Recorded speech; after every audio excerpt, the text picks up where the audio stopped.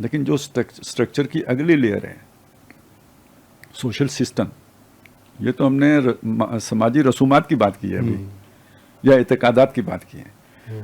جو آپ کے جو پورا سوشل ویلیو سسٹم ہے، اس سے اوپر آپ کا معاشی نظام ہے، اس کے اوپر آپ کا سیاسی نظام ہے. اب یہ وہ چیز ہے جو نئی ہے، یہ پہلے نہیں تھی. جسے آپ ماڈرن اسٹیٹ کہتے ہیں نا، اس ماڈرن اسٹیٹ نے آ کے وہ جسے سیکولر فیلڈ کہتی ہے، اس میں جو جس اسٹرکچر کو پیدا کیا ہے، یہ اسٹرکچر اپنی تقریباً 80% آپ کی ایجنسی کے خلاف، ایجنسی اگر اس پر ہے، روح پر والی ایجنسی ہے تو اس کے اگینسٹ جاتے ہیں.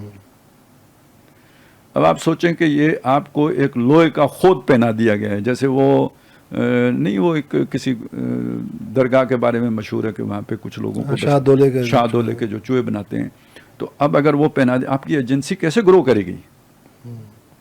اور یہاں ٹکراؤ کی نوعیت کو آپ اندازہ، اور آپ بے بس ہیں یہاں پہ.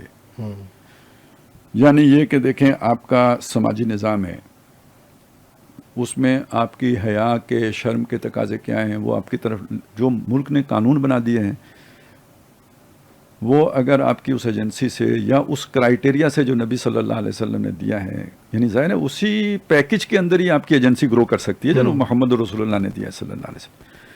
تو اس کے مخالف اگر کوئی وہاں پہ ویلیو سٹرکچر بنا دیا گیا ہے، بے حیائی کو پروموٹ کیا جا رہا ہے، یا یہ کہ شادی کو ڈسکریج کیا جا رہا ہے، یا یہ کہ کچھ ایسی مخلوط معاشرت کو جو ہے وہ رواج دیا جا رہا ہے، یہ وہ ساری چیزیں ہیں کہ جہاں آپ کیا کریں گے؟ آپ نے ہاسپٹل جانا ہے یا نہیں جانا ہے؟ آپ نے بازار جانا ہے یا نہیں جانا ہے؟ آپ نے ہوائی سفر کرنا ہے یا نہیں کرنا ہے؟ آپ نے بچوں کو تعلیم دلانی ہے یا نہیں دلانی ہے؟ اگر یہ آپ نہیں کریں گے تو کدھر رہیں گے؟ آپ کہاں سے کمائیں گے اور کہاں پہ کھائیں گے؟ اور مطلب آپ یہ والی وہ آئسولیشن ہے جو آپ کو سوسائٹی نے بالکل ہی، یعنی وہ پہلے والا تو یہ تھا آپ کہیں جاب کر رہے ہیں آپ کے گھر کے اندر ایک تصادم ہے. یہ والا وہ تصادم ہے کہ جس نے آپ کو بالکل ہی ایک عضو معطل بنا کر جنگل میں ڈال دیا ہے. اچھا چلیں، پہلا دور ہوتا تو اب بکری لے کے جنگل ہی چلے جاتے، لیکن اب یہ نیا دور ہے. اس دور میں کوئی جنگل بھی ریاست کی عملداری سے باہر نہیں ہے، تو کہاں جائیں گے؟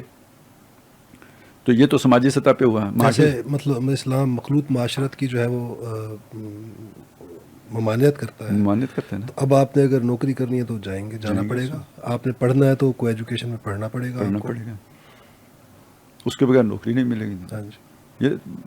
اچھا یہ ہے کہ یعنی اس زمانے میں کیا ہے، چلیں جی آپ نے کوئی لکڑی کاٹی، آ کے بیچ دی، اپنا گھر چلا لیا.